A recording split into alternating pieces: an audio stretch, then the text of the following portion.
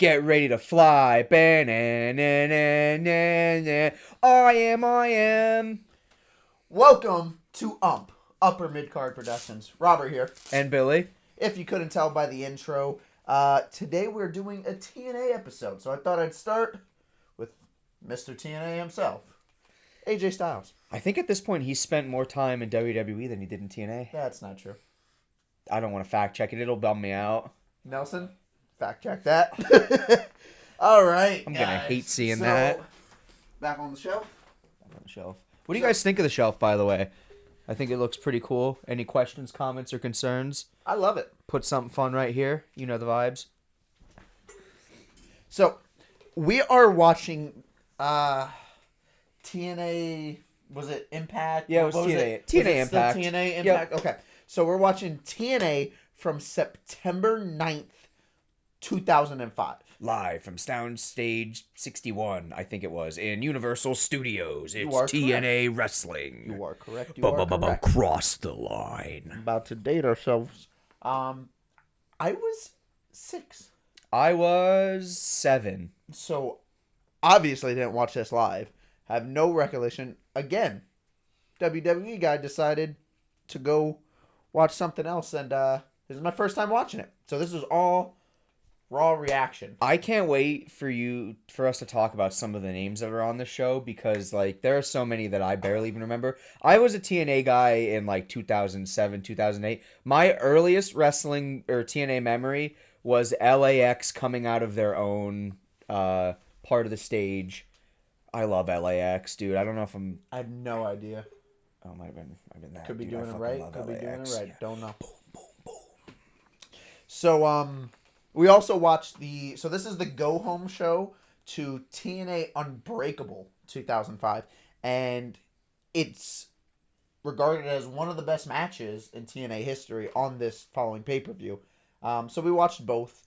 And back to my knowledge of TNA before we start everything, I know a few names and I know a few things. Okay. That's about it. Say the name and I'm going to say the first thing I think of when. Obviously, AJ Styles. One of the greatest wrestlers of all time. Samoa Joe. Same thing as that one. Beer Money. I liked him. Great tag team. What was her name? ODB? ODB. I loved ODB as a child. I thought she was so hot. If you couldn't tell now, you should, in the past 3 episodes, the 3 episodes you see here, you should get Billy's personality by just who he likes in wrestling. Okay? My favorite women's wrestler of all time is Toni Storm, but it's also Abaddon. Oh, Abaddon. I don't think we can have that. I don't think us gooning over female wrestlers is a good idea. I'm not gooning. You're the one gooning. Saying who you like. I don't like Abaddon. You don't understand. It's not gooning over Abaddon. It's I love her. But it is always Tiffy time. So I also know Beer Money. You already said that. Did I? Yeah. Okay, Gail Kim. Great. Okay. Who else? There was a group, Aces and Eights, I know. Right? Is it called Aces and Eights? What is it called? Yeah, it's Aces and Eights, or Okay. as this one podcaster I used to listen to used to call them Aces and .8s, because that's the only rating they would get back then. Okay, so was Hulk Hogan the CEO of TNA at one Yeah, point? he sure was. I don't know. I don't know if he had real controlling stake in the company. Or was he just an on-screen, higher up? I don't fully know. I just remember watching it at the time and it driving me insane. It is some of the worst wrestling I have ever watched. I hate it. So when I watched TNA, the first time I ever put on a TNA episode, it was on accident. I was scrolling the TV guide, and I saw TNA Impact. Or it might have said, you know what? It said Impact Wrestling. Because once it said wrestling, again, big WWE guy, I didn't know there was wrestling. Make fun of me in a second. I didn't know there was wrestling outside of WWE. So when I saw on TV just wrestling, it was probably a rerun. I don't think it was live. It was mid-afternoon or something. I was home from school already. And I saw Black Snow? Black Rain. Black Snow! Probably a better name. I'm Black Rain. Meow, meow, meow, meow, meow, meow. Oh my god, your first TNA encounter was Black Rain. I thought it was Black Snow. No, it's not Black Snow. Oh, wait. Wait, are we? Booker T. Oh, I thought you meant Booker Black. T. You don't know who Black Rain is? I don't know who Black Rain was is. Goldust in TNA. They painted him. It was so take Goldust, make him black and silver, Instead of black and gold. and make him really fat. But he hates Black Rain so much that if you tag him on something on Twitter, blocked? yeah, he'll block you if you ever mention Black Rain to him. If you mention it to him in real life, he might just shoot you. So it was that, and it was just some aces and aces. There was like few times because once I saw it the first time, I was like, oh wow, but I didn't know this was reject WWE or WWE wrestlers who didn't want or didn't make the cut or whatever. It wasn't supposed to be. It wasn't supposed to. Okay, but that's what I got because I was like, wait a minute, that's not. Is that? I thought that was R-Truth. His name's K Quick. To be fair, I know it was like different time, but I was like, I would go back and Yeah. watch, and I'm like, if I watched an older episode, I didn't know people used to be in TNA, for example, and I'm like, that's because WWE did a bang up job on making everyone think that they were the only wrestling around after they did WCW good. died. It They did a worked great on job. me. It worked on me Get because worked, when I brother. saw that, who else was on that? Mr. Anderson.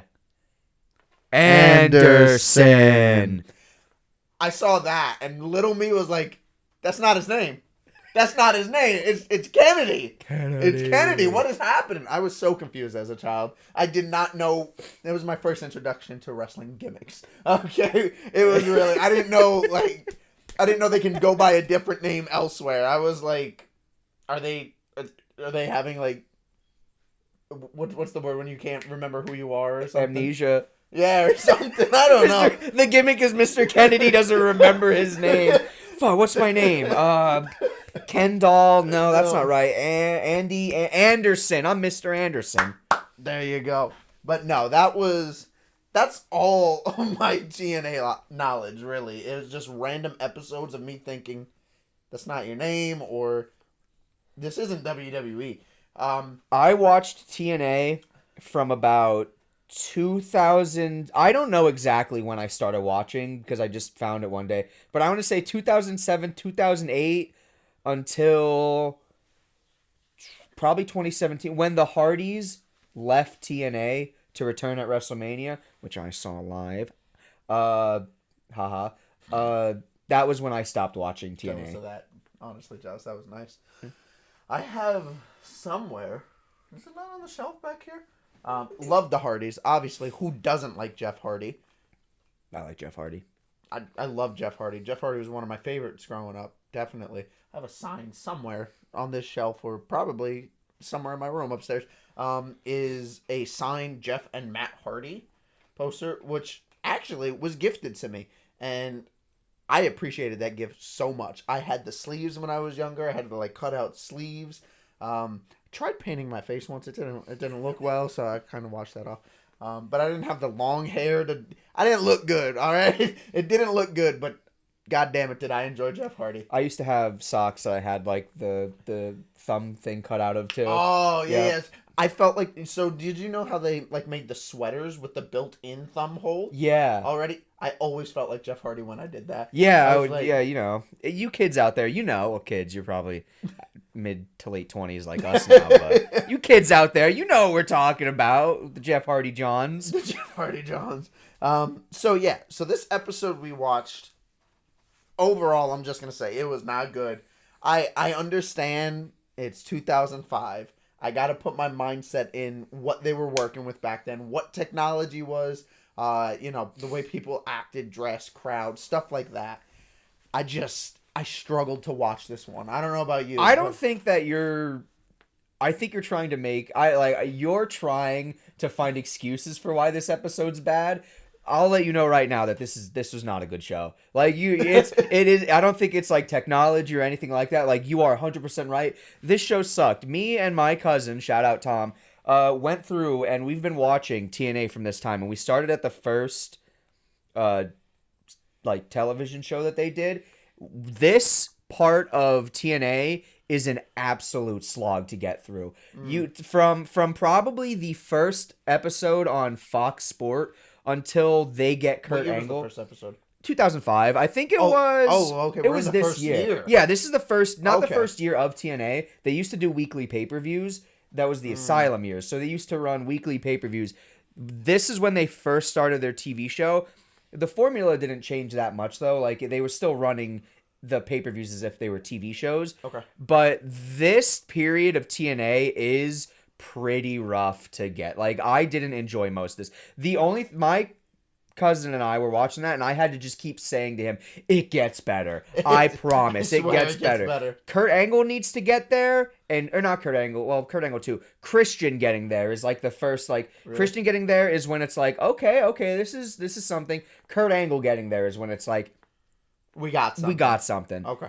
But yeah, there's so much garbage on these shows. Yeah, it was rough. I guess we'll start with, it jumps right in. Like, I don't think there was a recap. I don't think there was anything like major. I think it just jumps right into the match. Yep, it's just like live from Stone Studio, blah blah blah, and then yep. So it's 6-Pac, Sean Waltman. No, not X-Pac. Who's that guy? Amnesia. Well, remember? I'm sorry. Oh, my bad. If he did that, in TNA, WWE would have shut. TNA would have been owned by WWE 20 years earlier. So 6-Pac, Sean Waltman, and then Alex Shelley. Okay, who currently is one half of Motor City Machine Guns, which we all know. Yeah, maybe not the audience, but I know. What'd you say? Greatest tag team? That is my favorite tag team of all time. Favorite tag team of all time. I wouldn't go favorite for me personally. Probably. Oh yeah, no. Usos. The Usos are my favorite tag team. I know it's more current based, probably. I love the Usos. That's fair. Absolutely love the Usos. I really wished.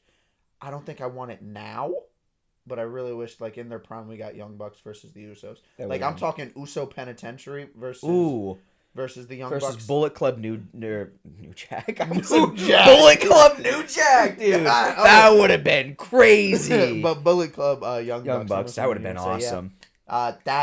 That's a match. There's a lot of dream matches that could have and should have happened, but we never got. Like Sting versus Undertaker. I feel like they could have done that like COVID year. They could have had... Wasn't that Undertaker's retirement match against AJ Styles in the Boneyard match? Yeah, but like... Oh, was Sting already in AEW at that point? I don't know. I feel like I think he was. Again, you're the AEW guy. You should be the... Black COVID is like gone from my mind. I don't remember. I don't want to remember COVID. That shit sucked. They tried. Every company tried, and I appreciate that wrestling was still open. I like the cinematic matches. Yes. Certain cinematic matches. Obviously, what comes to mind? Firefly Funhouse. What's the Matt and Jeff Hardy with the? It's a dilapidated boat. The final deletion. The final deletion. The Lake of Reincarnation. It's a dilapidated boat. I love that. I love that. See, TNA had good stuff. The story of TNA that I have experienced through my entire fandom is you're going to have to sift through garbage and garbage and garbage and garbage and garbage and somehow more garbage. But there's this really good thing that happens right here, and you've got to see it. And they're trying. Right now, we're in garbage. We are in garbage. So anyway, it's the 6-Pac, Sean Waltman, and Alex Shelley versus Shocker. Shocker, yep. I don't know who that is. Barely know who he is, too. And they only said Sabin. Yeah. Okay? And at first, I was like, the other half of Motor City Machine Guns is the only Sabin I really know. And I'm like, it doesn't look like him. I know we're talking about 20 years ago at this point. But it's like, I'm watching this, and the entire focus of my match was trying to figure out if that was Chris Sabin. And they didn't have him, like, show his face well. And even when they did, he had long hair at this time. So it's like not like long emo floppy hair that they usually have. It's just long, straight, like Triple H, like down into his face. It was 2005, so I don't... Why? Was that hairstyle in back then? A lot of people did have it. But anyway, point is, that's all I focused on in this match, really. And then watching... It was cool to see... I know I shouldn't have been watching it for this, but it was cool to see Alex Shelley and Chris Sabin's... it ended up being Chris Sabin. Spoiler alert. Yeah. And it... their moves... Definitely in, like... It's still a tag team match, but it's more of their single move set because I'm so used to their tag team move set. So it was nice to see that. It was weird not seeing them together though. Like I heard Alex Shelley and I was like, oh, okay, Motor City Machine Gun Alex Shelley. That's cool. And then Sabin and I'm like, they're not. Who? I honestly thought they like. I didn't know the backstory, so this is just me guessing and assuming. I just thought they started as a tag team and that was it. I didn't think like obviously I knew they had like before they met like their independent runs or something, but I thought like In their TNA big thing was a tag team. It pretty much is. I mean, Chris Sabin was like a few-time X Division champion before then. I don't think Alex Shelley did. Like Alex Shelley just kept being given kind of garbage. He was like the baby bear for this girl Goldilocks for a little bit. It sucked. But then he had garbage we got to sift through. Before. No, I think this was before. I think this was after where we're at. Or no, this is before what we watched because he was with Abyss. It was Abyss, Alex Shelley, and some girl named Goldilocks. It sucked. It got terrible. First of all, I did like this was my first time watching Abyss. Like I've seen clips of him on TikTok of people like showing. I'm like, oh, that guy's cool. I still don't know who it really is, but the point is, when I watched him on this episode, even though it was bad, I saw him come out and I was like, this is a solid character. I think I could get behind. Abyss is just Mick Foley if you're Mankind. That's what He's Mankind but Kane sized. Yeah, Abyss is awesome. Abyss is. I hope that since TNA and WWE are now working together, I hope that maybe one day there's like a TNA ward of the W Hall of Fame if it ever becomes a real building. Abyss deserves his flowers because, and we'll more or less in the pay-per-view, not so much as the match he has, but he does so much crazy stuff. That was the first Abyss sport, like, going ahead. It was the first Abyss match I've watched where thumbtacks were involved, where he wasn't the one that landed on them. Really? Abyss is a maniac. Abyss is in the best way possible. He's so cool. We'll get to that. Remind me to talk about that too when we get to that match. I got something to say. Let's finish with this episode. Let's try to breeze through it because the pay-per-view is what I really want to talk about. Wait, real quick, that Shocker guy, in my reading about like some of the stuff, apparently Shocker was only signed because Dusty Rhodes saw him in, I think, a Pepsi commercial in Mexico, and he was like, Daddy, I gotta get this guy. This guy's a great wrestler. And people did not like him for that. Like, he was a Dusty Rhodes product, and he kind of sucked. I mean, Dusty Rhodes has some good, like, influence in the company. I know this is 2005. Yeah, I think he was like some of our like favorite wrestlers today were all influenced by Dusty. Oh yeah, absolutely. Of NXT, so it's not like he. Well, I guess you got to start somewhere. He probably started off with shitty people like fucking Shocker, but he eventually got the knack for knowing who knows should ball. be pushed and who shouldn't. But so anyway, Alex Shelley and Six Pac win. Yeah. This was for the Candido Cup, by the way. Did any That's of that? That's my question. Yep. Who is Candido? Okay. Chris Candido? Yes. Right? I don't know who Chris Candido is.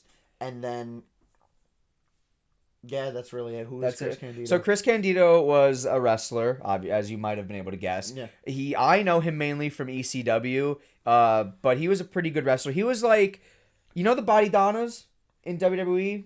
Who? So Sonny. Okay. Married to Sonny for starters. Have you ever? It's like a 94 gimmick or something like that. But it was Sonny's original gimmick where she was with like the workout guys, the fitness guys. I think. Well, he was part of that, but that's just part of his backstory. Anywho, he was in TNA for a little bit. He managed the Naturals. Then he broke his leg in a match in TNA, and it got infected, and he died. Oh my god. Yeah, yeah. So that's why they're running. That broke his leg. I don't remember. It wasn't anything. Like, it's not like who was it? Sid. No, it wasn't a break like that. It was just. First of all, can we talk about that? Now, how did he logically think a man of his size jumping from the top rope can land on one leg? John Laurinaitis told him to do it. That makes sense. Johnny Ace told him to do that move. Johnny Ace. I hate that clip so much. People power. Back to. I'd rather talk about Shocker than people power. Yeah, that was a bad. What time. I thought was funny is the way that they were filming the trophy. Made it look so big, and then Sean Woman holds it up, and it's like something you'd get at your local bowling alley. Yeah. Like, it was such a tiny. I was like, wait a minute, it looked huge. They were like filming it from down under. They were doing some tricks. So after that, we get back-to-back promos. Yep. Backstage with What not perfectionist. What is he? Something Shane Douglas. What is it? The franchise Shane The Douglas? franchise.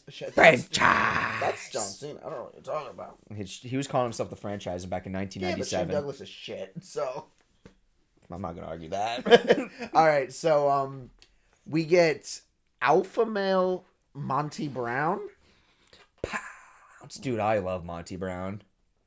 At first, I was not on board. I was so confused on who he is, what he's saying, first of all. Yep, all part of the package. And then somehow, the longer he talked, the more I was like... I went from on my phone listening to...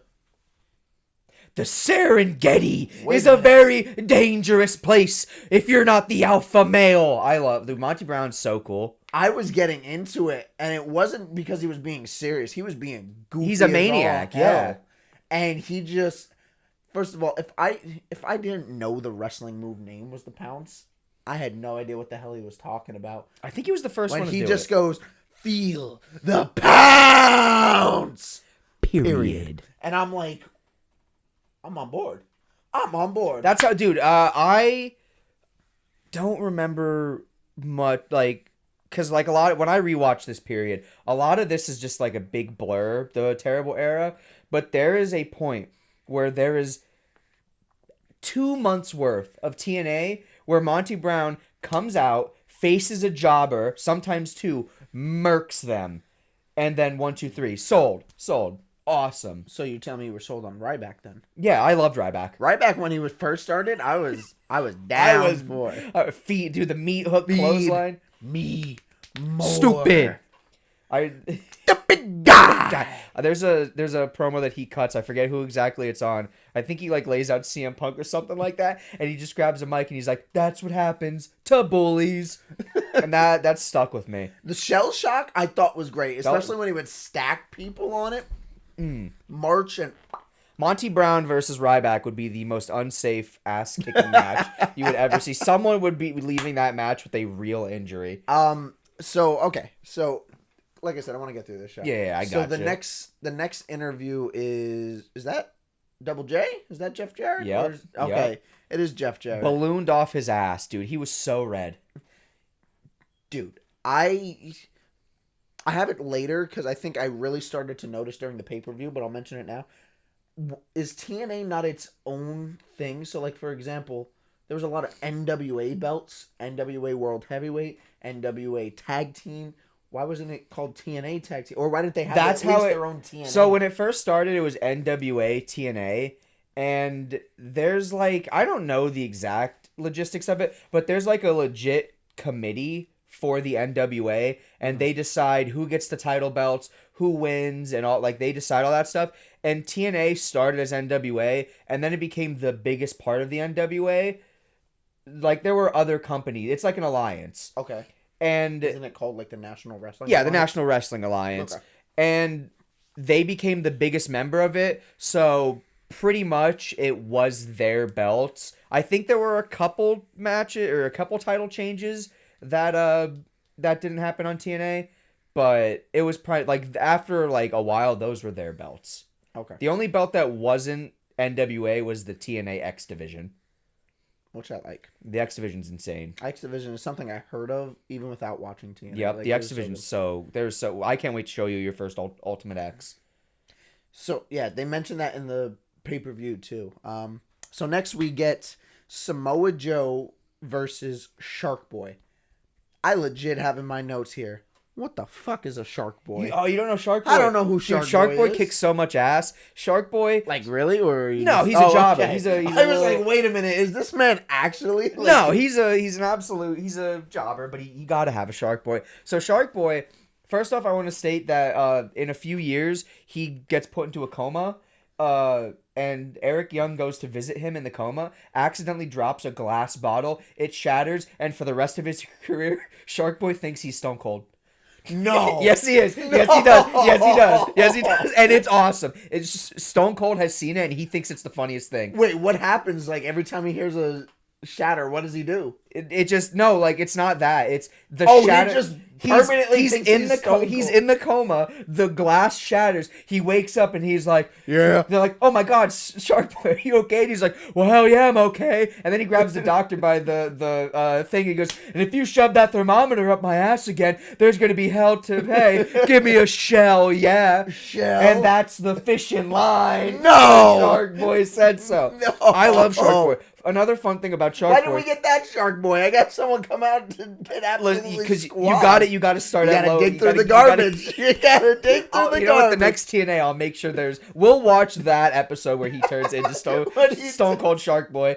But also, You don't even want to watch the rest of the episode. We'll just watch that just skit. watch that one part. Also, you know the movie Shark Boy and Lava Girl? Yeah. Okay, so that movie was made. I feel like that's a staple for childhood. It Like, absolutely people is. our age. Very good movie. Was it Taylor Lautner, right? Yeah, Who was Shark yeah, Boy? yeah. Okay. Well, Taylor Lautner got Shark Boy a lot of money because they made Shark Boy and Lava Girl. The people who made it never checked to see if Shark Boy was trademarked, and it was by the wrestler Shark Boy. He sued DreamWorks or whoever made that, and he won the case. So, catch that bag, baby, Yes, Shark Boy. sir. Shark Boy, if you ever want to be on the show, dude, I feel like that's like. I think we can Let's get do Shark it. Boy. Shark Boy, come on. Come on. Just you're not doing much, probably. You got that money He's from got a family and kids, probably. And bring you're the not doing all right, much. bring the whole school. School? A fish, get it? Oh. By the way, the conversation that we're having about Shark Boy was way longer than the match. I have it. One sec, let me go into my you have notes. a timestamp of it? 1 minute 31 seconds. Oh, Jesus. Okay. Way longer than I thought. Controversial. I don't like the Muscle Buster. Really? Is it because he like it. kills Tyson Kidd with it? I mean, no, that has nothing to do with it. It's very sad that Tyson Kidd can't wrestle again. I was just starting to get behind him of Cesaro and Kidd. With the What were they? Cesaro and Kidd. No, they had a name. I forget what it No, was. you're thinking of The Sheamus Masters of and the Cesaro. WWE Universe. That was not their name? Yeah, well, it was like, that's what they called, like, because Masters of the Universe, like He-Man, I Yeah. swear they were called, maybe not I on don't TV. think so. I think it was just Not on Kidd and TV, but I Cesaro. remember them being called the Masters Okay, of the on WWE TV, Universe. I'm pretty sure it was always But you're Kidd and absolutely, you're Cesaro. right on that. I thought you were going to say the bar, and I'm like, no, I that's almost Sheamus said the and Cesaro. We are the bar. We're the bar. He's Sheamus. Yeah? I'm bald. I win! Yeah! Boom, boom, boom, boom, boom! All right, we're talking about good wrestlers where we've got... What came after this? Nelson, you were saying about give me a red mohawk right yeah, here. and make me bald. So, come on, let's get through this. So why don't you like the Muscle Buster? I don't like the Muscle Buster because it's not the move itself, it's who's doing the move. I think Samoa Joe is so powerful and so dominant. I think he needs something better. Yes, I know. He fucking paralyzed Tyson Kidd with it. It's a devastating move. It takes a while to set up when he's. I mean, if it's a smaller person, I've seen him just lift them into the position. But if it's a bigger wrestler, they put him on like the top rope, and he has to like tuck their That's what he does for the most part, though. There are times, especially if he's facing like a tiny jobber, where he picks them up, uppy style, and just like in one motion, boom, boom, and then drops them. And I love when he's like holding with one arm, and he's just. I think the Muscle Buster's insane. I love it. I like the way he executes it, but I think he deserves something. I don't know what it would be. I like the Coquina Clutch, or however you pronounce it. I liked that, but I feel like he should have something else. I don't know. I just think it should be better. I just really think it should be something better. I don't know if that's. I'm saying that like he's a young. agree to disagree on that one. Okay, sure. I'm saying that like he's just starting out and he has time to this change guy, his this career. Samoa Joe guy, who's he ever gonna be with the Muscle Buster? So yeah, 1 minute and 35 seconds is what you said. Yep. Okay. 31. So after that, 31. Okay. I know you mentioned him earlier. It is weird to see a young Eric Young. Yeah, yeah. That was. I didn't like it. He's so annoying. He's so annoying when he's young here. Oh, you would hate Showtime Eric Young. So Team Canada. If we watch more TNA, you're going to hate how often Team Canada just likes to show up. I love Team Canada because of how much people hate them. Eric Young. I like Bobby Roode. Bobby Roode. But Eric Young, after Team Canada fizzles, he's afraid he's going to get fired. So he comes out with signs that say, don't fire Eric. And my favorite thing that Eric Young does is he has pyro, but every time he comes out, the pyro hits and he acts like he's about to have a heart attack. It scares the shit out of him every single time it hits. I love it. Have you ever played the... Obviously not. Have you played the TNA video game? Nope. In the story mode of the TNA game, Oh, no. you're in a tag team. Kevin Nash sets you up in a tag team with Eric Young, and your team name,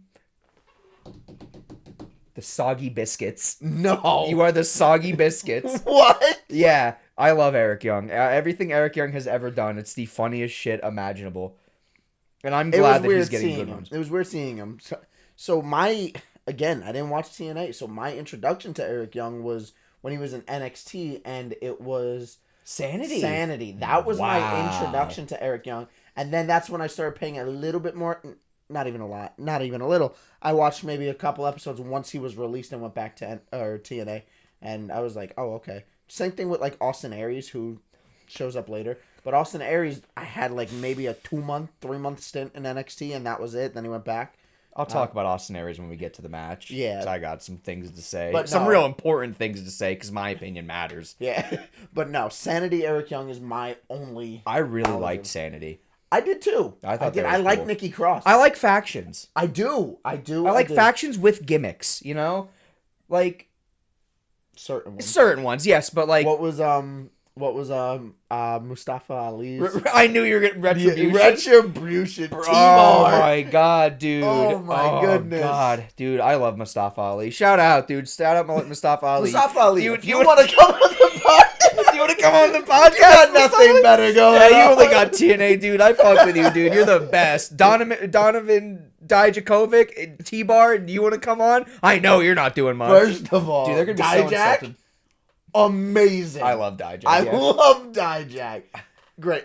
He's not even on the show. I know. Next. That's how bad this episode is. It's so bad. We just want to talk about anything I want to talk else. about. Oh God! All right, what You're was gonna next? like this one. I want you to read my note. Number 7. Number 7. Raven reminds me of someone from our hometown who moonlights as a wrestler. That is what I got from Raven. I have no idea. You know what's really funny about this? Wasn't there a match in between these two? Wasn't there? Was there? Was there? Let me check my notes real quick, I don't because think I thought Eric Young had a match. No. Did he? Eric Young might have had a match. Was it Petey Williams? Yeah, it was Eric Young versus Chris Harris versus Andy Douglas with Jimmy Hart. And I don't know any of those people. that's exactly what I said. I was ask Robert if he knows who Chris Harris or Andy Douglas are. Do you? No. Chris Harris was in ECW, the WWE ECW, for like 5 minutes. He showed up overweight, and he was like, knock, knock. Who's there? I'm Braden Walker, and I'm going to knock your brains out. Over. Oh, not over as in the crowd loved him. Career over. I had no idea who they were. I forgot about the match, brother. I got these are my notes for this. I do not care for Jimmy Hart, which I don't. The more I watch this, the funnier it is that Robert has no idea who most of these guys are. Chris Harris wins with a canatonic. Next match, please. What's the canatonic? I don't even remember. They just said it. I was so checked out of this match because I have seen, in my watching of TNA, I have seen versions of this match so many times that, like, I just don't care. It's not good. Respect. Not even that it wasn't good. It was just a match, and I've seen it. So the catatonic is a wrestling move. Put the catatonic right here. Don't do it. Make me throw it away. Yeah. Don't show me like, that. start the beginning of it, and then Yeah. gone. Garbage. So- Got a funny sound effect right here. So Sorry, Nelson. Just do this. I'll switch it. There you go. you got both of us doing it, so pick which way you want. The next match is Elix Skipper versus Sanjay Dutt. I skipped that too. I'm on Raven, bro. Yeah, dude. I knew you would not have anything to say Who about any of is these matches. Sanjay and Elix Skipper? Elix Skipper. Have you ever seen the clip? I'm not gonna lie. Wait a minute. If we go back to Alpha Male's promo, Yeah. I had Elix Skipper's promo was so goofy. Because when I watched it, I didn't catch his name. And then I saw Elix Skipper later in the match. I was like, oh, that's his name. And I threw Elix Skipper's name in there. And then I was like, nah, that's someone different. I had to fact check myself. Have you ever seen the clip of the on top of the cage moonsault from TNA? No, It's like its I'm most just imagining iconic. Kurt Angle. It's a top rope or a top cage Hurricane Rana. Oh no. He tight ropes. So James, a member of America's Most Wanted, sitting on the top of the James cage. Storm? It was James Storms or Chris Harris. I don't remember exactly. Oh, is Chris Harris the other one in America's Most Yes. Wanted? Okay. So he's sitting on the top of the cage. Is he the Marty Jannetty of that group? Because James Storm. I guess so. He wasn't supposed to be. He was always the better one. Like wrestling, and he was always the one that was getting the promos. James Storm was always just, oh hell, I'm fucking for like the longest time, and then Beer Money kind of. Sorry. My heart does not go All right, out to next. But Elix Skipper, Hurricane Rana is Chris Harris or one of them off the top, and it's like one of the biggest moments in TNA. But that's all that he did in TNA. That's it. Yeah, he didn't really. He had a career. He was fine, but like they got rid of him pretty quick. And then Sanjay Dutt he's an AEW. He's like an agent. They have him build from. They have him. This is 20 years ago. So Yeah. when you say they're like managers now or something, Huh? I'm like, I just saw him wrestle. Yeah. He just wrestled yesterday. I watched it. Sanjay Dutt is billed from India. He's from Washington, D.C. It's wild back in like 2005. Wasn't Muhammad Hassan like Italian or something? He was also from Detroit in character. I like that too, dude. I'll talk about Muhammad Hassan one day, dude. Muhammad Hassan, I know you're not doing much right now. I know you're a goddamn principal of a school. So during summer vacation, if you do not get up on this show, I'm gonna take it as a personal slight. I am one of your 5 fans. I love you, Nemanja. Anywho, Anyway. Sanjay Dutt's from Washington, but he's in. Oh, he's Indian. Gotta be from India, dude. Okay, so who wins this? Because I don't. Who does win it? Oh, Elix Skipper. Great. On to the next. What do we have next? Next. That's my Raven quote. Raven Is quote? it Raven versus Rhino? It's Raven. No, not Raven versus Rhino. It was. That's how terrible. Like the show. Okay, so it's Raven and It's Raven and Sabu versus Abyss and Rhino. Rhino. Okay, so we get a tag team match. That's the main event, right? Yeah. Okay, so that's the main event. And again, Raven just feels like someone from our hometown. He came out and I'm like, that's not a wrestler. So our main event is Abyss and Rhino versus Sabu and Raven. Yeah. And it was okay. It was probably the best match. It was best match of the night for yeah, sure. wow. I got some stiff competition. I got a few notes from this. One, I don't have many Sabu matches under my belt, alright? But from what I've seen, Sabu just does shit. Yes. He has no plan or whatever. He just like, chair here, jump, and let's see what happens. Sabu has said now he could just be trying to like protect himself with this one, but Sabu has stated he would intentionally botch moves just to make it interesting. No. And I could believe it, dude. He does some crazy stuff. I love Sabu. I'll have to show you some ECW shit, Sabu. I like the one where he just stopped and like backwards got onto the second rope to springboard off. And I'm like, what the fuck? I've never seen that before. Sabu, he just does shit. You're absolutely right. He does shit and he's like, you better fucking catch me. We didn't even mention, I do like the 6-sided ring. I know there's an interview with like AJ Styles talking about how it definitely hurts to take a bump on that because there's more support beams and stuff. It just looks cool. It is cool. That's what got TNA was in toy shops because of that 6-sided ring. Really? And then Hulk Hogan, that bastard, got rid of it in kayfabe. I don't know if probably for real too, but yeah. I'm glad they don't. That's the reason we don't have it. Yes, I'm glad it doesn't hurt the wrestlers. However, it was cool to Again, selfish decision. Bring the 6-sided ring bring it back. I don't back. care about your health.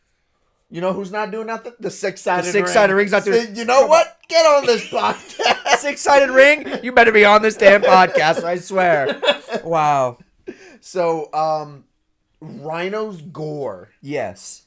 Wild. Is that if it's not the best, it's definitely top 3. Like Best spear of all time. He'll just bulldoze. Did you ever see the interview where someone asked him, like, he goes, your gore, is it top 3 of all time? He goes, it's the best. And if it's not, it was a spear. That's protected, I guess. When I was a kid, I used to think the difference was he would ram them head first. That makes sense. Like, I always thought the can see gore why was you he's thought that. running head first into their chest. I now understand as an adult, you can't do that. But, like, as a kid, I thought that's what the gore was. There's some bad spears, though. Yeah. Edge, I think Edge has gotten better as he's gotten Edge is, older. like still not 2010 Edge. Facing, It's like, a the Big Show flying sucks. hug. Like, you can obviously tell how he's doing them. If you can see how a wrestler does the move, it's bad. It's bad. You know what I mean? It was like... You know who hits a good spear? Big Justice. Does he? Yes. I didn't watch the match. Boom! 2 weeks in a row we got copyrighted because of you. Boom! It's not copyrighted. That's not. Boom! You know what? This is a challenge. I don't even So know. Big Boom AJ, if you had the balls, if you had the boom to sue us, I want you to sue me in person in this place that I will not dox ourselves by saying where we're from. But I'm challenging you to a one-on-one arm wrestling match. And I'll kick your butt, Big Justice, Big Boom AJ, the Rizzler. You're all going down. I would arm wrestle all three of you at the same time. Back to TNA. Anyway, That was the end of the show. I don't know. now, I mean, Sabu had a finisher I want to talk about. Okay. I did this move when I was young. I'm talking about the finisher where he takes the chair, like he jumps off and he puts it under his ass and lands. He just lands. And I'm like, that's so simple and so easy. I went to a friend's house when I was younger, and they had the old WWE style, like the one Eddie Guerrero one. That one, when you think of Eddie Guerrero as the WWE champion, that belt. Okay. Obviously, everyone loved it. Yes, it was a toy one. It wasn't like one of those. But, oh yeah, you see where this is going. Yeah. Off of the bed, belt under my ass. I broke the shit out of that belt, and man, was my friend pissed. I thought it was awesome. I was like, but did you see it? I won. It was like, goddamn, I won. it was a teddy bear or some shit, but I was like, did you see it? It was cool. He's like, my belt. I'm like, the match was more important. My friend once, so you know the gore where Rhino gores Chris Jericho through the SmackDown set? Yes. My friend speared me through my neighbor at the time's fence straight. It was like one of those ones where like there's the square frame of the fence and then the actual fence is like in the middle, and it was like like we went into his yard. It was clean. We broke that, and like it hurt obviously. But we got up and we were like, that was so fucking sweet. And then we realized we weren't in my yard anymore. We were gonna get in big trouble. We had to like jerry rig it back into place. That night a huge storm happened. And my neighbor was like, I can't believe the wind knocked my fence out. And I was like, yeah, dude, that's crazy. Mother Nature knows how to work. Yes, she does. That was so cool. And that was really it. That was the end of the episode. Who wins again? I think it's Sabu and... No, Abyss and Rhino win. Abyss and Rhino win? Yeah, because they stand tall at the end. No, I think they lose. Don't they? Oh, yeah, and then they beat him up at the end. Yes, You're right. yeah, I think Sabu and Raven. Yeah, there that's you go. who it is. That's That's who it is. Sabu and Raven win, and then And like I don't want to sound disinterested, and I'm sure you're the same way. Like I watched this show and I kept notes, but it was just such a I missed 2 matches. Show. It was not a good episode. I don't recommend it. It's We thought it would make sense to watch the Go Home show, how they would set up a pay-per-view where on it is regarded as one of the best matches in TNA history. That is not the case. Sometimes you can have a great wrestling match with no fucking build-up or ambiance or pomp and circumstance or whatever. Just the match was good. I knew that this wasn't going to be like a show that you enjoyed. I was not expecting it to be like this boring. That's a big thing about TNA at this time too. They sucked at go home shows. This is like how it did normally not feel like a go home. One of the things I mentioned earlier was like 2005 camera cuts and whatever, but it was like they didn't even like segue to it. Kind of, it just. I know we were watching on a streaming platform, TNA Plus, but it just felt like. Here we're on this one. Now we're on that. Well, a lot one. of time, Now probably we're on commercial breaks. Okay, Like, that makes sense. especially when you hear but- that bam, bam, bam song at the end of a segment. Okay. That was the There- song before commercial break. Okay, so then explain this. We're going to jump to the pay-per-view at this point. Yep. There's parts of the pay-per-view where it just went to the next. And I saw the screen go black. So, for example, in the Sabu and Abyss match, we'll get to that, like the actual match itself. But I remember it specifically. I noticed it then. Sabu jumps to the outside, screen goes black, and then they pick right back up exactly where it's at. It's like they just made the screen go black and then came back. Was there commercials back then during I don't know. I pay-per-views? wasn't buying. I never bought the pay-per-views, so I don't know. Probably they weren't making that much money back then, so they're probably like, we got to throw a Castro GTX or a Red Bull. We got to throw something here, or we're not meeting that bottom line, brother. Astral GTX. I haven't heard that. I don't even think they were a TNA thing. I think that who the hell sponsored them? Like there was like a 1-800 line I that don't would know. sponsor TNA. I don't remember. I don't know. But point is, so the pay-per-view starts, and I am a huge football fan. Steelers. Love football. So I really enjoyed the opening. It was like a Sunday Night Football presentation where they were talking about the wrestlers, what's to come, what to expect basically for the night, and I really like that. That was a nice touch. I think they obviously did great for the time it was in. I want to see someone do it now, like the football presentation. I think it would be great. AEW could do that tomorrow, and it would look. They could. Great. They really could. All you gotta do is show highlights of like big moves. First of all, I really like the opening to NFL where it was like the like all the hits are now illegal today. Like I think it was like a 2005 Sunday Night Football. Yeah. Like that opening, and every hit you see on the quarterback, a linebacker hitting a running back or something, or a wide receiver before they even get the ball, you're fined. You're out of the league. You're Helmet cut. flies off, dude. You're You're killing done. a guy. Tell me that wouldn't be perfect for wrestling. That would right be. now. Like you don't got to do it everything. I mean, the next time they're in a state, they could have done it when they were at WrestleMania Lincoln Financial Field, the one I went to. The one I went to too. But I like that. I like the football presentation. It's like a mix of both of my worlds right there. Love football, love wrestling. So when I saw that, I got hype. I was like, I'm ready. Let's get this. And then we get R-Truth. That's who comes out after the football presentation. His name is Ron Killings. No, Ron the Truth. Ron the Killings. Truth Killings. Ron the Truth Killings. Ron the Truth Killings. I'm sorry. Do you get rowdy with the 3 Live Crew?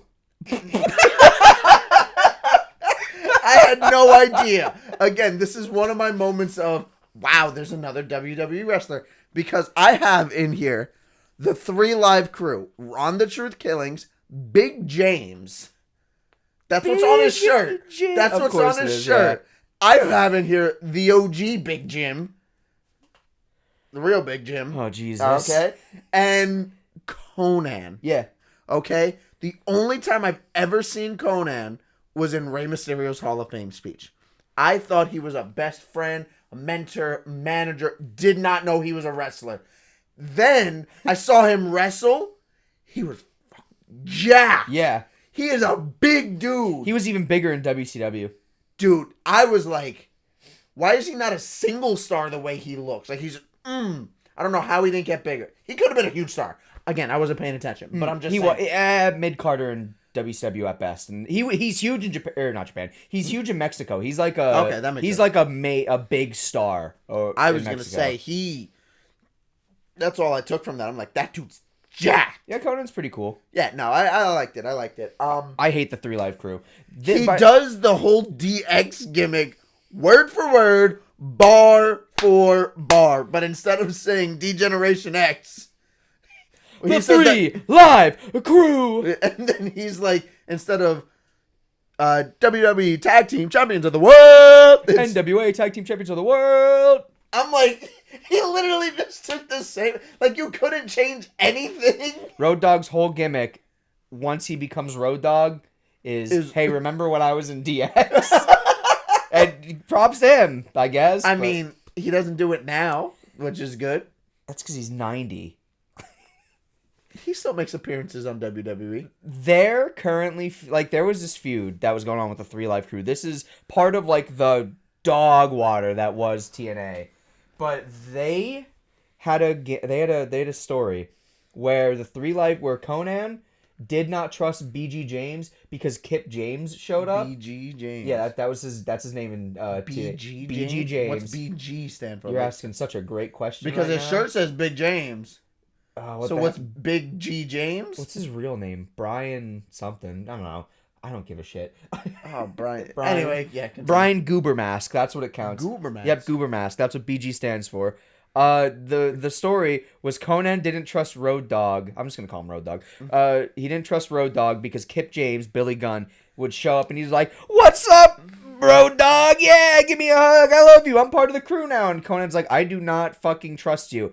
That feud went on for months, and then TNA went from Fox Sports for the Fox Sports Network to Spike, and they just did the whole storyline over again from the start. It was infuriating to watch back. It was because it sucked. It was the exact same. Conan would be like, "I don't trust you, dog," and then BG would be like, "Come on, he's my friend. You should trust me. Trust him." Conan was like, "I don't trust you." Kip James would then save Conan from like Team Canada or something like that. They would give like a nod at each other of like, "Okay, I trust you." And then somehow next week Conan would be like, "I don't care. I don't trust you." To be fair, it does end up splitting the team up. I mean, he had a reason. But I think Conan also splits it up because that's when LAX debuts.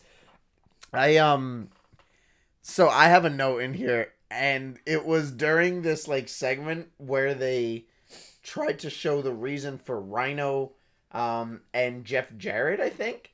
Or was it Abyss and Jeff?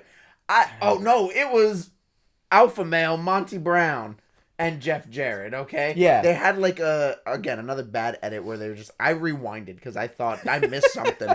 I was like, wait a minute, this is completely different than what I was watching. I was about to message you and be like, because halfway through the episode and then starting the pay-per-view, I'm like, I think I'm watching the wrong episode. Yeah, they were not. There was a lot of their shit was kind of jumbled together. I was gonna say, I was about to text you and be like, I think I'm reviewing the wrong episode. We might have to reschedule. But anyway, I saw it. I wasn't paying attention again on my phone, and because it's just so disinteresting until the match starts, really. And even then, it's like, but I hear Kip James. Is that it? Kip James. Yep. And I'm like, oh, okay. And then I'm hearing the voice, and then I was like, I gotta look up and pay attention here. And I was like, is that Billy Gunn? Is that Billy Gunn? And again, just like I was with Chris Sabin, I'm not worried about anything that's happened. I'm trying to like, this got to be Billy Gunn. Like I don't know why, it's but I was waiting for someone to say formerly known as Billy Gunn because I'm like, I need confirmation. I had to Google it because I'm like, okay, it was Billy Gunn. It was Billy Gunn. Mr. Ass. He was the booty man. No, you can't do that. Mm-hmm. So, by the way, Through Life Crew win. Who'd they go against? I don't even know. The Diamonds in the Rough, Jobbers. Okay, makes sense. It was a simple opener, got the crowd hyped. That was fine. After that, we have Austin Aries, who recently debuted, they said. I like that. So he recently debuted in TNA and goes against young Roderick Strong. Yep. I liked the match. Great match. I really did. It was a great match. And I'm watching it again, hindsight 2020. I'm watching it 20 years later, and I know who Roderick Strong is because I watched his matches when he was in NXT. I watched Austin Aries when he was in NXT, and then a little bit when he went back to TNA. So it's like I know what they turned out to be and how they wrestled. So I've never seen them wrestle each other. So when I went back to watch it, this is the first time. First of all, we watched a whole episode, and we're just now getting into the pay-per-view. Now this is the first time I went, I'm watching. Yeah, yep. It was the first time. I did the same thing. I watched the show and then I watched the pay-per-view. Mm-hmm. That was the first good match I saw. It really was. And I liked it. It was great to see him. I think on the announce table, they said something about Roderick Strong where they were like, he's starting to be regarded, or like something along the phrase of that, of the Messiah, the backbreaker. Yep. And it's just so great to hear that like the announce table was trying to tell the viewer, this is his thing. This is what he's going to be. This is what he's pushing towards. And 20 years later, that's still what he's regarded. What do you think about TNA's commentary team? Hey, it was a non-factor for me. Non-factor. Don West and Mike Tenay are probably my favorite commentary team of all Like time. I didn't really pay attention to them. They are so good at comment. Like they are such a good. This is going to be a crazy take. The only other commentary team that I would put on par with Mike Tenay and Don West, get ready for this, kids, is Michael Cole and Taz. Michael Cole and Taz was good. They're not gonna like that. I like that. I like that. I That's love why that. we're doing a They were podcast and they're not. That's right, We like bitch. it. Please like and subscribe. But like like Taz and Michael Cole were my childhood, and then Don West and Mike Tenay were like my there's more out there than WWE, and they are so good together. And every single time there's something like that, they were talking about their time in Ring of Honor, like especially Mike Tenay. Mike Tenay knows his shit, and then Don West will let you know if he sees something he likes. He's like, "Oh my god!" Like they're the best commentary team. What's a commentary team that's not widely known or at least didn't have a long run that you liked? Because I got one that I always mention, and in our wrestling group chat with our other friends, I've mentioned it before too. I can't think of any that like were short lived that I. So it's very small. It's only during the Cruiserweight Classic, and I know people hate him, but Mauro Ranallo with Daniel Bryan on That was commentary. good. I don't know. Maybe I'm just, again, nostalgia glasses were on for most of this that I'm going back and thinking. But it was Daniel Bryan's expertise just talking about the match. And I like Mauro Ranallo's voice. I liked it. I know. The Mamma Mia. I get it. Kind of goofy. But when he's sitting there and he's actually calling the match and play-by-play, and you got the color commentator of Daniel Bryan, which you would think would be the opposite. I'm pretty sure they did that way, that Mauro was the play-by-play and Daniel Bryan was the color commentator. But his color commentary was so great because I didn't know names of moves, for example, that he was spitting out. It was like Zack Sabre Jr. in this Cruiserweight Classic, and he's talking about it, and I'm like, dude, that's what got me, oh man, Noam Dar. Okay, Underappreciated. I love, dude. Shout out Noam Dar. Shout out Metaphor. The Metaphor. The guys. I think it was last week. Wasn't someone from the Metaphor just released from WWE? Yeah, or Mensa. I think Okay. it was. Yeah, I that don't know. might not be. I don't keep up with NXT. I don't care. But like I like the Metaphor stuff, and I think it was Ora Mensa that was in it, but I could be wrong. I just like Noam Dar. I just thought he was great watching him wrestle. I wanted him to win, to be honest with you. Well, that's a lie. I wanted Kota Ibushi to win. Kota Ibushi was in it, and I had no knowledge of Kota Ibushi, but I saw that one match against Brian Kendrick. Yeah. The Brian Kendrick. And I was like, I wanted Kota Ibushi to win. Who won the Cruiserweight Classic? TJ Perkins. That's right, because it was him versus, I think, Grand Metalik. Was Grand Metalik in the final? Yeah, because... I thought it was like a semifinal match. No, I remember the semifinals were like... Let me see here. Kota Ibushi was on one end, Zack Sabre Jr. was on the other, and they both lost. I know they had DIY I do remember, versus yup. each other. I typed in Grand Metalik. I mean, I need the Cruiserweight Classic. The Cruiserweight Crackus.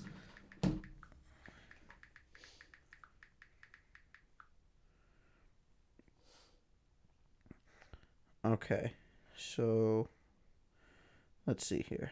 What do we got? Yeah, you were right. Grand Metalik versus TJ Perkins. Okay. Who else? What was some good matches here? Cedric Alexander versus... I don't think it was his first match. It might have been his second one. But that's when he... like, everyone in the crowd liked him so much. And They were like hire Cedric and... hire okay. Cedric. And then they didn't do anything. His finisher is so good. Oh, the lumbar check? The lumbar check. Fantastic. I love... If you look up, like, highlights of it on just, like, TikTok, just 15 seconds of his best lumbar checks, amazing. There's one, I forgot who takes it. He throws them up. They land on his knees, and they fly off. I'm like, that looks brutal. That's what Samoa Joe should be doing. I don't think the lumbar check. No, maybe not that. I think you should have something different than the muscle buster. But yeah, Kota Ibushi was in this. Tajiri was in this. I forgot about this card, yeah. Mustafa Ali. I go back and rewatch this. Akira Winston. Tozawa. That is my guy. I love Akira Tozawa. All right. First of all, the Raw after WrestleMania. I know I'm going back a little bit now, but I don't think I might have messaged our wrestling group chat, not you specifically, but our group chat. I was so hyped because this is, for those who don't know, this is the return of Rusev, right? So Rusev comes back, destroys the tag team stuff, but the moment Akira Tozawa and Otis come out to challenge for the tag team titles, I thought they were giving my boy a tag team title reign. After all these years, I learned about him at the Cruiserweight Classic. I then watched his previous stuff because I'm like, this guy can go. I enjoy this guy a lot. And when I went to a live event, there is a video my wife hates because I'm screaming at the top of my lungs. I'm the only person. First of all, if you go to a WWE show, you go to enjoy yourself, okay? You yell, you scream, you have a good time. And I was the loudest person in this like 30,000 arena filled with people, okay? I was the loudest person screaming for Akira Tozawa. He ended up dying that match, but that's not the point, all right? I want him to succeed. I need him to succeed. I have a signed 8x10. I've spent a lot of money on that WrestleMania trip. One of my favorite things, like top 3 purchases, was a signed 8x10 photo of Akira Tozawa, okay? That man needs to be treated better, and I'm so scared. I know there was lists of people come out. I didn't check again. If Akira Tozawa is fired from WWE, I will be the biggest AEW fan ever if he signs up. I want to see Akira Tozawa versus Kenny Omega versus Ospreay versus Okada. He should be in the main event if he goes to AEW. He is that damn good. Oh, rant over. I love Akira Tozawa. Anyway, we have Zack Sabre. Austin Aries wins with a 450. By the way. I forgot. Dude. Austin Aries won with a 450 in a really good match. Yeah, it was a really good match. I feel bad because this was the first good match of the night, and it somehow devolved into an Akira Tozawa. I was waiting for the first Akira Tozawa rant. I was so excited. Oh for this my moment. god, I love Akira Tozawa. That video I was talking about, my wife hates because I just scream at the top of my lungs, look at him! Look at him go! And I love that man. I can talk for Akira Tozawa for hours. You know what? Akira Tozawa, if you ever get fired and you need something to do, right here, we'll add a 4th co-host, because obviously The Rock is our 3rd one. We'll add a 4th member to the UMP team. You always have an invitation. Absolutely. Right you've got an open position in this company whenever you want. We Whenever. can't pay you. I'm sure you got WWE money. You don't need our money, but You'll be okay. you're number 1 fan. Love you. Okay. I went on a long rant. I haven't seen him look. So what do we have next? After Austin Aries and Roderick Strong, we have... I might have skipped another match. It was Petey Williams versus Chris Sabin, and I've got some stuff that I want to. No, Alpha Male. I have that. Was there an Alpha Male thing? He came back with another pounce. Oh, yep, you're right. Had another promo. Pounce! Period. I love. Yep, I like that. I really did like that. I had a question. Yes. Who's Hoyt and why is he repping a tramp stamp? Lance Hoyt is Lance Archer. Is it? Yes. That's Lance Archer. Buzzcut Lance Archer that in 2010 or something is in That WWE? is so crazy that is your frame of reference for Lance Hoyt. But yes, absolutely. Yeah, Lance Archer's also in AEW now. The Murder Hawk. Wasn't that a question on last week's Yes. Jeopardy? Yes. I still don't know. Week later, and I'm like, I don't know. I don't know, man. I'll never remember that. You know what I do remember? Who invented the 450 splash? Who invented? Yeah, Scott Steiner did. No, Scott Austin Aries, just last match. Oh, dude, Austin Aries invented the 450 in that last match. My bad. The first time it was pulled out. I've never seen. There's never been a Never 450 before. ever. Never Scott Steiner's before. gonna kick down this door and kill us. So I love you, Scott Steiner. You're the man. He They said say it. all men are not created me. equal. He is. We're not equal. You don't even know what you're going off about. I don't know. I'm just scared right now because you're gonna piss off Scott Steiner and he's gonna come kill There's us. a 33 and a 3% chance he comes through that door right now. You got my 75% chance of surviving the attack. I gotta get out of here. So after this, is who'd you say? Petey Williams. Petey Williams and Chris Sabin. Chris Sabin. Yep. Okay. Not a bad match. No. Not a bad match. Originally, this was supposed to be Chris Sabin versus Shocker. Yes, and I have a note in here, okay? Because what it says is... Where is it? 23. 23. Yeah, so AAA, which is now owned by TKO, by the way, booked Shocker elsewhere, so it was logistically impossible for him to wrestle in Florida that night. What is the truth? Because that's not it. I got a subscription to the Wrestling News Observer for this podcast, and I looked into it. What they said is true. No. Yes. AAA booked... So it was AAA booked him in a show that was hours away from the airport. So TNA bought him a plane ticket to go out of, I'm just going to say Mexico City. Sure. I'm probably wrong, but they booked him in Mexico City. AAA booked him in a show hours away from Mexico City, so he wouldn't have been able to work the match, go to the plane, fly. So what they said about it being logistically not possible, truth. As far as I read.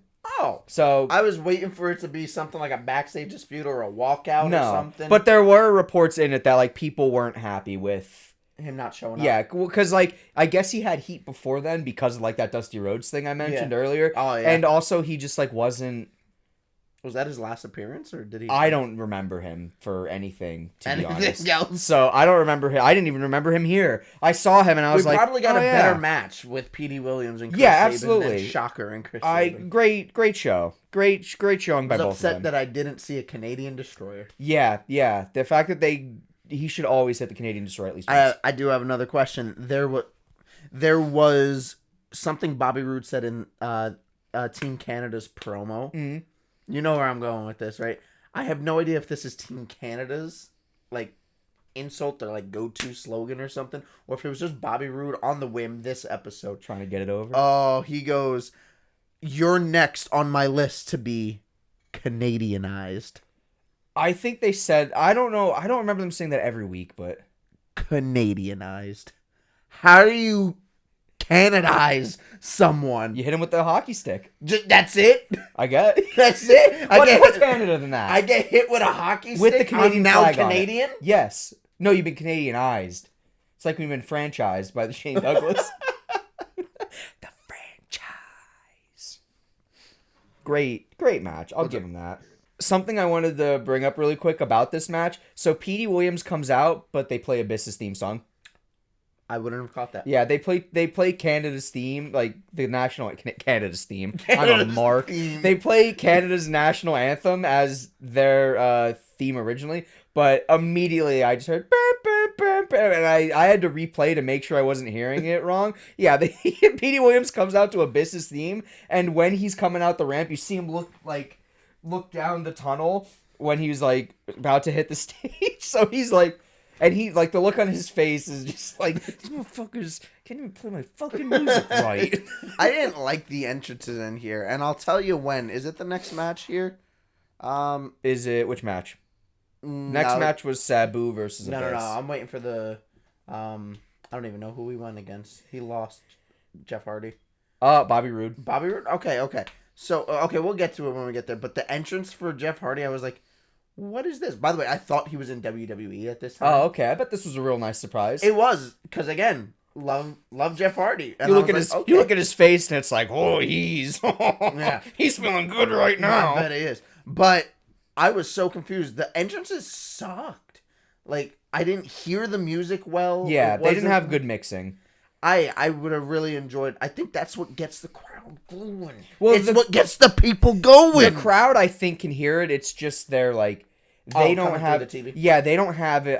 They just don't have it, or they don't have the equipment for it. It's just you can hear the music, but you have to it's not as loud. I was gonna say it was a lack of excitement to get the match started. I was skipping entrances because I was like, just get me to the match already. Honestly, they're surrounded by sound stages. I wouldn't be surprised if they're like, hey, you can't play this that loud, or other stages will. I don't know how it works, but so.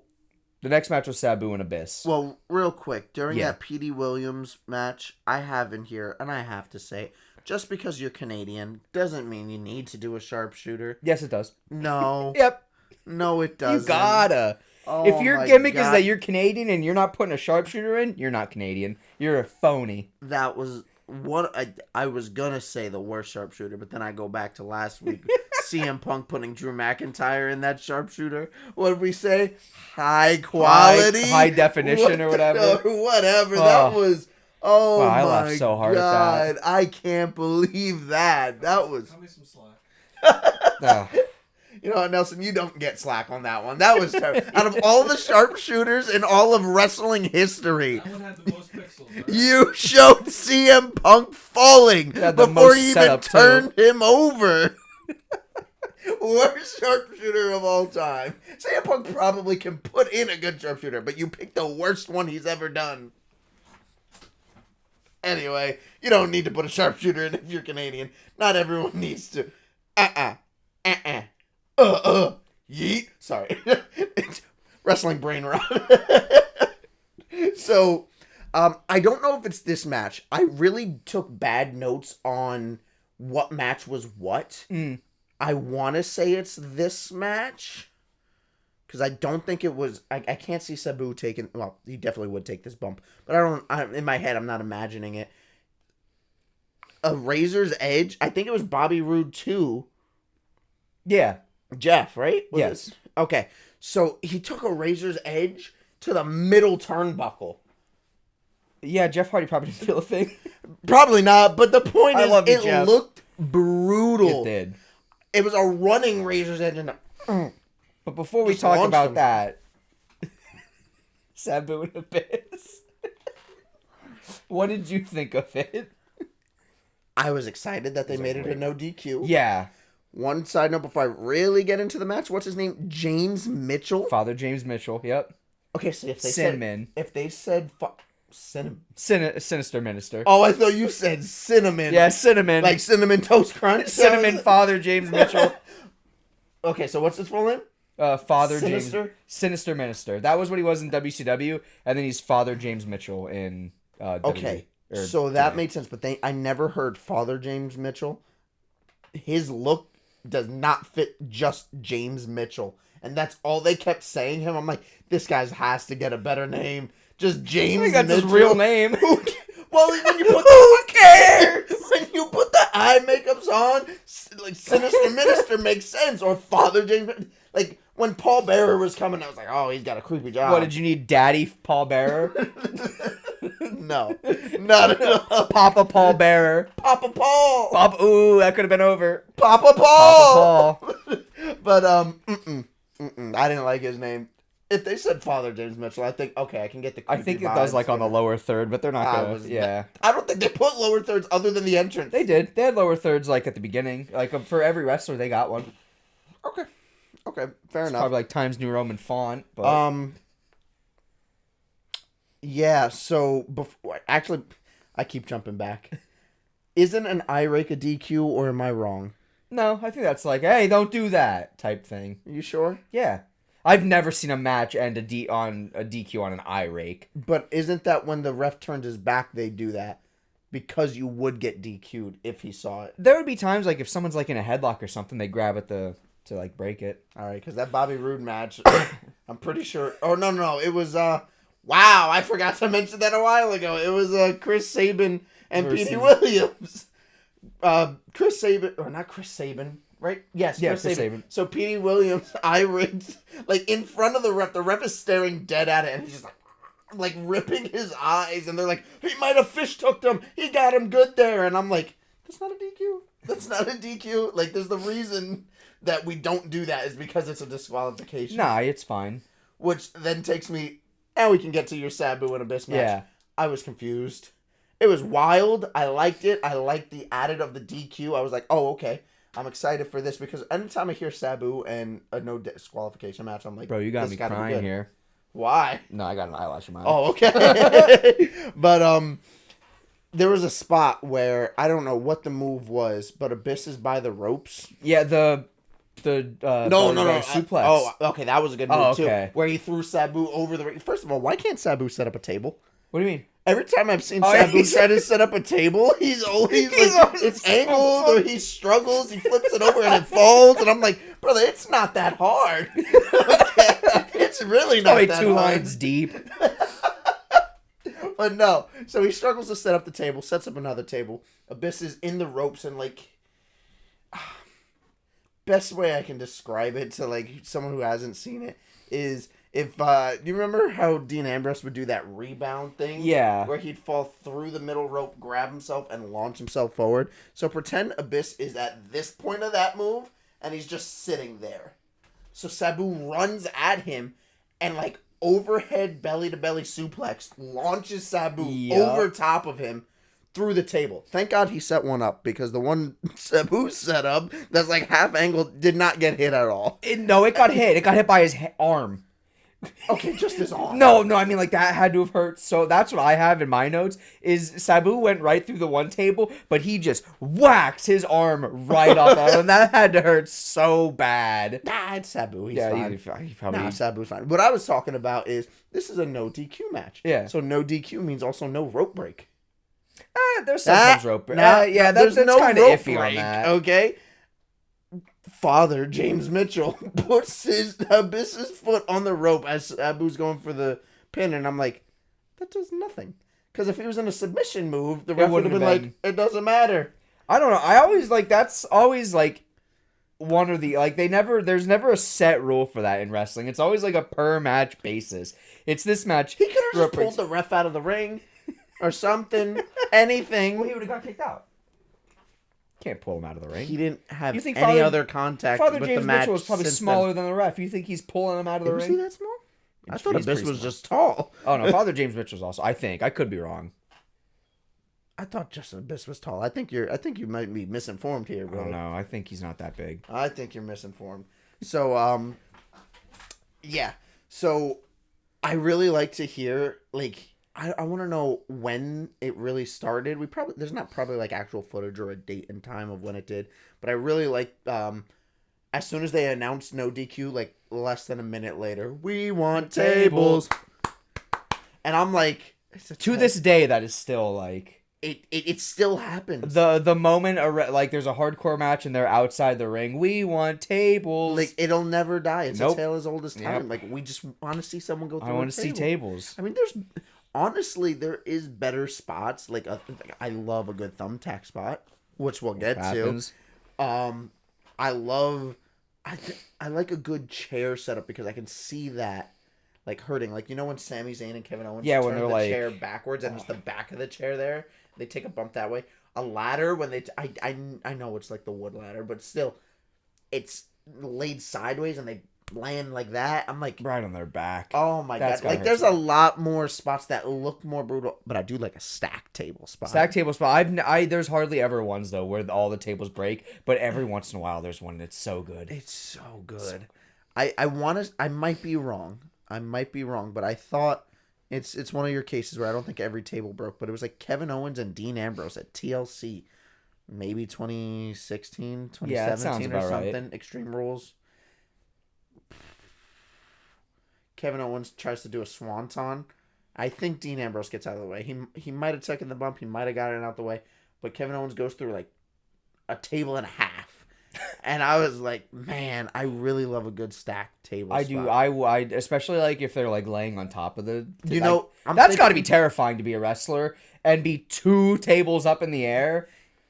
I don't even think you're worried about taking the bump. I think you're worried that the table's gonna break before the spot. Yeah, happens. because I think they do. I think they like cut holes in those. I think they just get like cheap tables and like pre-cut the bottom. That's think why so. sometimes when they like lay on it, They it just break. Yeah, that's so funny.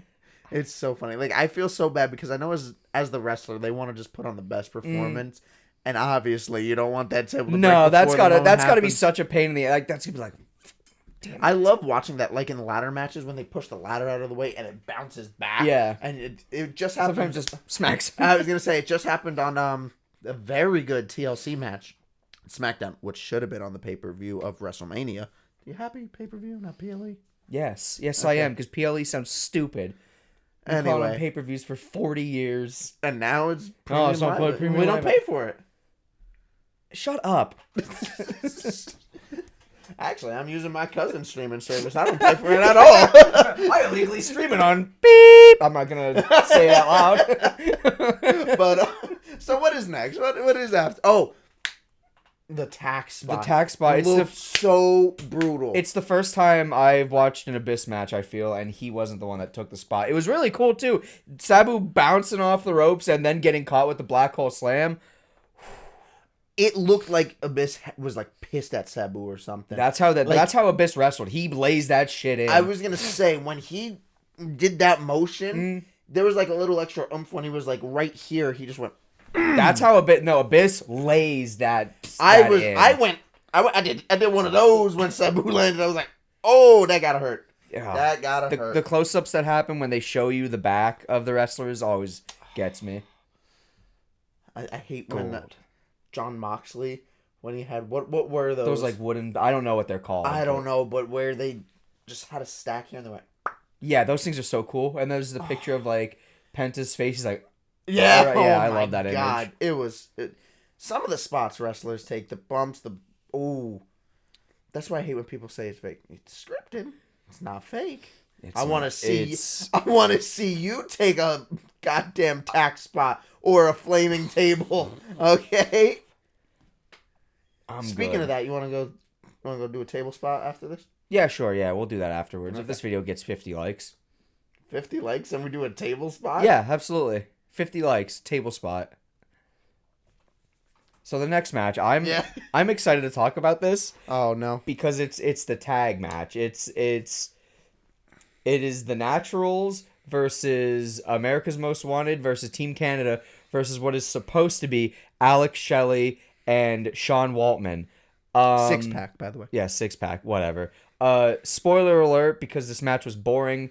The Naturals win, and during the match, Chris Candido's brother becomes Alex Shelley's partner. Alex Shelley doesn't have a partner because Sean Waltman is nowhere to be seen. And I'm going to go please tell me why. I was wondering that. While you get this up, I was wondering why they built it up. Like, they built him up during there was the only thing I think they really built up, that the winner of this Candido, is that the name, by the way? Chris Candido. The Candido tournament gets this title match.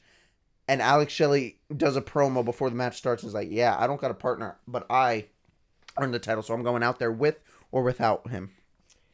So what was the real reason? This is what the Wrestling Observer says from around this time. The scariest news regarding Sean Waltman, who was still missing at press time all week, there was fear of Waltman, who the company believed was going to sign after a September 6th discussion with Terry Taylor. However, as the week went on, Waltman at first was still having problems with some contract wording, and then his phone was disconnected. His phone had piled up so many messages that you couldn't leave a new message, and they couldn't get a hold of him. The day of the show, at around 4 p.m., Waltman called and said he was leaving and would be there. Apparently, he didn't leave Tampa until around 6 p.m., several hours after he should have arrived, let alone left. Friends of his say he still got this mentality from Bret Hart in regarding stars having the status to arrive late, although it rubbed a lot of people the wrong way. He never arrived at the show, leaving everyone completely furious. Mike Tenay, Don West, and Alex Shelley all buried him to a degree on air, and the company was seemingly going the he'll never work here again mindset. However, madness turned into major concern when nobody had heard from him or seen him the next day, and his family was getting very concerned. As of 2 days later, nobody had still heard from him. Another thing I read on this, now this is... When was the next time he was heard from? I have no idea. Oh, that journalism, buddy. You got to find out the next time he was contacted. Well, you know what I can tell you? He certainly was found. Yeah, I know. Okay. No harm, no foul. Oh, yeah, just... he thought he was Bret Hart. Blood thought he was Bret Hart. He compared himself to Bret Hart. One of the things, the next thing that they talk about in this I thought was really interesting.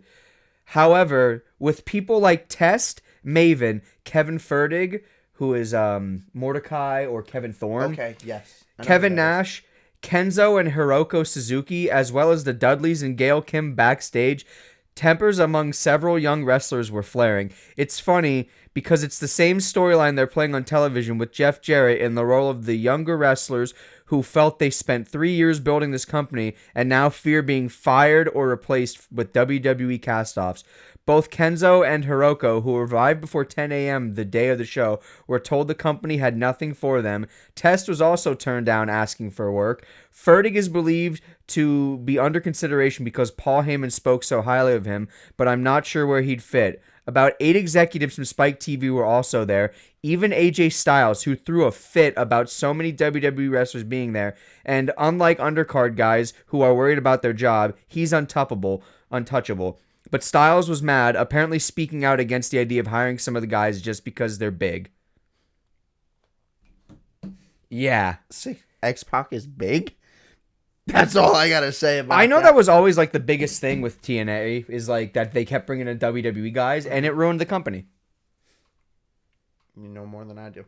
But I was all right. Honestly, I thought I was being worked. I thought Six-Pack was going to show So up did I. halfway through I the also match, thought it was going to be a work. come in, cost someone the match. I didn't think they were going to win, but when Chris Candido's brother gets in the ring, I'm like, oh, we're not getting Six-Pack at all. That's about when I was like, oh, this is real. Yeah, he's not here. Like, again, I didn't think it was like anything that you said. I just thought, whatever, bad storyline of getting rid of him out of the match. Cool. Just to get his brother on there. My biggest problem with this whole match is Alex Shelley gets eliminated because I do like the tag team elimination style. I always like an elimination match. It's so good in my opinion. It can be done, if it's done good, it's done very, very good. So, plays for some good storytelling. But having Alex Shelley, who, now that I know this knowledge, shows up to work, puts in the effort, goes out there, starts the match, puts on a banger. Alex Shelley is like putting his heart and soul into this. As you get work during the match and you go to tag a partner, his partner ends up being the brother. Okay, cool. I was like, even if he doesn't know how to wrestle, good job. You get him involved, whatever. He gets pinned and Alex Shelley's eliminated without even being involved in his finish. That's TNA. What you just said right there is putting in the effort, showing him early, putting in the work, and ending up getting shafted. That's TNA. That's what TNA did. I was so mad. I was like, I'm not even like a huge Alex Shelley fan. I was just like, that's how this is being paid off? Again, I'm still thinking I'm being worked with X-Pac. I'm like, okay, who's going to be the surprise partner then if it's not going to be him? And then when it was the brother, I was like, okay, makes sense. That's cool, Memorial. but like, why was he the reason Alex Shelley was eliminated? because Alex Shelley was probably like, listen, brother, if I'm not taking the pin. Yeah. That doesn't work for me, brother. He has creative control in his contract. But, yeah, like you said, the Naturals win. Yeah. That's about it. I mean, The TNA tag division is pretty much just like the Naturals, Team Canada, and America's Wanted for like a while. Yeah, it was just next up is Rhino versus Raven. For the NWA World Championship. Again, I asked you, I was so confused that this is the point I was like, why is there so much NWA? Why is there no brand of TNA tag titles, TNA Heavyweight Championship? I was so confused. And at this point in the match, they were, announce team was like, I didn't hear them say this is the second of our 3 championship matches. I thought they said the first of our 3 championship matches because I completely disregarded this tag match like right away. Once I was upset about Once the match ended, I was just like, I was like, yeah, sure. So when they said 2 more matches, I called you. I was like, hey, where are you at? Because I'm like, I still got 3 episodes to watch at this point, or 3 matches to watch. And you explained to me that this is the last one. I was like, oh, you're gonna have to censor that. Oh man. Okay. You have to censor that one. How about they had to Jeff Jarrett made the call to not make this the main event and have the triple threat as the main event. Hindsight 2020, the smartest decision he could have made. Yeah. But that was like, apparently that decision was made at like 2 a.m. the night before. Well, I mean, it was the right decision. And spoiler alert, Raven wins. It was an okay It match. was an okay match. The problem was it was another hardcore match, and We Sabu just and had a- Abyss was so much better. Yeah, we just had a hardcore match. I understand wanting to put on as many, in your opinion, banger matches. You don't need 3-4 hardcore matches to do it. One good hardcore match and maybe have a... Could have been something else. It really could have been anything. Well, Rhino hit him with a then beer again- keg. That was pretty... That had to Yes. have hurt. Especially when he hit the post with it. Like the way it... Like you heard the thing, like the vibration sound. Rhino, when he went like this immediately. I think that was real. Like that. He'd be like, I think that was real. I didn't think that one through. No, not at all. Because he held on to it when he did that. Okay, so our camera has died like 3 times trying to talk about the end of this pay-per-view, so we're going to speed run it really quick. Raven wins. There's a really cool stapler spot that I like. I don't know if it was real or not, but looked nasty. In a stapler spot, I like that. Keep that in. Yeah, keep this part all in. That part in. And now we're going to go to audio. Yeah, now we're gonna go to audio. Robert doesn't want to be on audio because he's so goddamn handsome. He thrives for the camera. He needs it. I like the camera, okay? He's melting as we Whoever speak. knows me knows I like the camera. Tears rolling down his face right now because he's not on your screen right now. Emoting is just egregious. But so anyway, nasty spot. The pizza cutter, I know you can't incorporate it in any match, but that's the easiest way, I think, to blade without having to hide. A shoot pizza cutter would slice you up big. Oh my god. They probably do that at GCW. Oh my god. We gotta go. You know what? Field trip. Goes to GCW. And we're recording it. Versus GCW. I've watched GCW. Nice. I'm putting you in blood sport. episode 10. What's Our his 10 name? episode anniversary. Nick Gage. Josh Barnett, you little bitch. If you're listening to this, Robert wants you in Bloodsport. It's crazy that we don't have camera footage of you saying that right now. The shot Audio. I had when I looked at you. Oh, man. Okay. All End right. of the pay-per-view. Raven wins, and like the entire main event scene hits the ring. They brawl, blah, blah, blah. That's not important. What we're finally here for, what we just sifted through like 3.5 hours of garbage TNA, is AJ Styles versus Christopher Daniels versus Samoa Joe for the X Division title. The greatest match in TNA history. That was a great catch, Nelson. For those of you listening, which is all of you, he just one-handed his camera lighting while holding a pizza in one hand and a Baja Blast in the other, and he caught it with his toes. It was crazy. So, like, of course the camera dies at that moment. But anyway. what did you think of this match? You can't see me, but I'm doing the AJ Styles thing. Phenomenal. Phenomenal. All right. What's the French when they were in France? Phenomena. Nelson, please, since there's no camera here, put on the screen the crowd shaking, chanting that when AJ Styles is in France.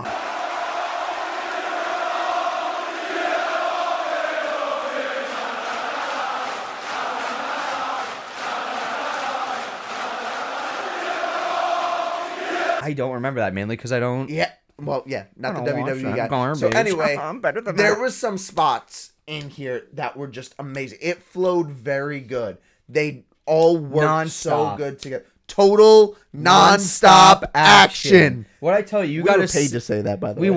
were. We work for TKO. I'm Nick Khan. So AJ hits a springboard shooting star press from the inside of the ring to the outside. It's crazy to see how agile AJ Styles was. Because right now, I mean, he can still go. He does the phenomenal forearm. He occasionally busts He out a still 450. wrestles like if AJ Styles was like 20 years younger and wrestling like AJ Styles does now, we would still be calling him a great wrestler. That's how good AJ Styles was in his prime. AJ Styles is my favorite wrestler of all time because That's a he solid take. he is phenomenal. He is a god of pro wrestling. Kurt Angle versus AJ Styles, when they wrestle, is pro wrestling magic. The only thing that could have made that match better, AJ Styles versus Kurt Angle versus Akira Tozawa. That's the match. Money man right there. AJ Styles wants the roll up. Thank you for watching. I mean, there were others. The match. You didn't go through the spiral tap, which was crazy. First of all, you did skip over one thing. Samoa Joe I got flew- lightheaded when you said that. Samoa Joe flew over the top rope. There's the I think it's that outside dive. I don't remember if he did 2 or not. But there's the shot that this match always has as the what is the word I'm The looking for? clip or the still it's frame. him Nelson, running. It's him going. Editor Nelson, what is it? What's the that called? Freeze frame? Sure, the picture you use. the picture for the you image use of for the video. the image of the video? Like if Thumbnail. you're thumbnail. Duh. The thumbnail is stupid. The thumbnail is him running through the ropes and like forearming both of them on the outside. As soon as I said it, I did the Leonardo DiCaprio thing, and I think a Family Guy when Peter's in the movie theater and they say the name of the movie. Oh, he said it. That was you just in your chair. You set up. Oh, he did the thing. thank you for watching Unbreakable 2005. Huh? That's why they called it that. Oh, wow. AJ picking up Joe for the torture rack. That was impressive. I know Joe is like He's a big guy. He's a big guy, and AJ Styles is strong, but still picking him up and then doing the torture rack was next level. It was next level for sure. AJ wins, like you said before you got lightheaded. It was a nice finish, but came out of nowhere. I did like the way they executed it. I don't think I'll ever be a fan of like surprise roll up wins. That's how a lot of X Division matches end. Because a lot of times the whole story of the match is like they're trying to get each other with the big move, so they catch him slipping. I get it. I can see it. I wish that was Chris Sabin and Petey Williams. Yeah. Petey Williams was trying to hit the Canadian Destroyer the entire match. Then that's kind of like how a lot of X Division matches are. Contrary to what people would say and like what they would say now, because if you watch an X Division match, it's just today's style of wrestling. It's just AEW, and I fucking love that. X Division. We got to watch an X Division match. Yes, we do. So last thing I really want to get to here is what did Dave Meltzer give this star rating? Was he doing star ratings back then? Yes, I couldn't find the star ratings for the entire show, but that triple threat match is 5 stars. Good. I put in my notes, absolutely should be a 5-star match. I don't know if it still is because TNA has had some great matches, especially with Josh Alexander, like in the last few years. The human weapon? Is that the walking weapon? The walking weapon. He had like an hour-long match, I think it was, with Mike Bailey that I think got 5 stars. Speedball kicks ass. But for the longest time, this was the only 5-star match in TNA history. Yep. Kurt Angle never had a 5-star match. Nope, in Kurt TNA. Angle never had a 5-star match in WWE. I know. Yep. Is that? And remember, Kurt guys, Angle's fault, that's or? an opinion. It's no one's fault because it's a guy's opinion. I'm going to end this show like this because we're talking about the star ratings. Dave Meltzer's star ratings are an opinion. If you think Kurt Angle has 5-star matches, which I think he does, He sure does. then that is your opinion. And yeah, that's it. And that's the lesson for today's episode. Yeah, the Everyone lesson is entitled to their own opinion. Wow. Unless Billy. Unless you are a Triple H fan, in which case you're objectively wrong. Triple H is not that bad. Triple H So is anyway, thank you for joining us here at episode 3. So thank you for following along with us here. Now Nelson's gonna put, since there's no camera view, my face from the Jeopardy last week and Billy's face from the Jeopardy last week, and put our socials underneath. I better have a ribbon that says winner. That was last week. Please don't put ribbon. I am the there. winner. I'm 2-0. All right, thank you guys. Thank you And guys. next week, Billy's taking a bump. Love you.